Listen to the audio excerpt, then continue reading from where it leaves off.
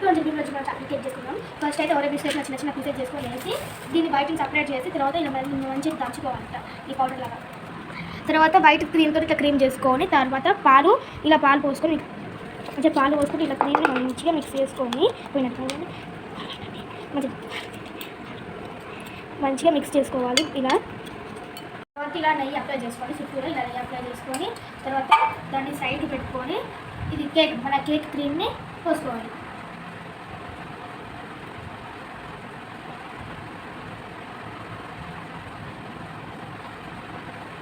ఇలా అనుకోండి ఇలా పెట్టేసుకుంటాం. బేక్ చేసుకోండి గ్యాస్ మీద, కింద స్టాండ్ పెట్టాలి. వేడి నీళ్ళలో ఇట్లా పెట్టేసుకొని వేడి నీళ్ళలో కేక్ పైన స్టాండ్ పెట్టేసి కేక్ పెట్టేసుకొని పైన క్యాప్ పెట్టేసి ఒక 10 minutes ఉంచుకోవాలి. ఒకసారి ఇలా కుట్టి చూసుకోండి బాయిల్ ఏందో లేదా అని.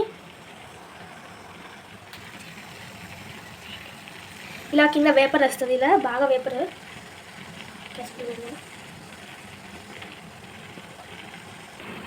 ఇలా ఒక్కసారి మీరు కుట్టి చూడండి. కొంచెం ఇంకా 5 minutes అయితే బాయిల్ అయిపోతుంది.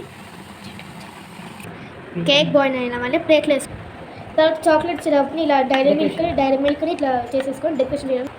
అలానే టూటీ ఫ్రూటీని చిన్న ఫ్రూట్ సలాడ్ పైన డిజైన్ కోసం కేక్ ఇలా ఫ్లంపీగా వస్తుంది. తర్వాత మీకు నచ్చిన డెకరేట్ చేసుకోండి. Thank you.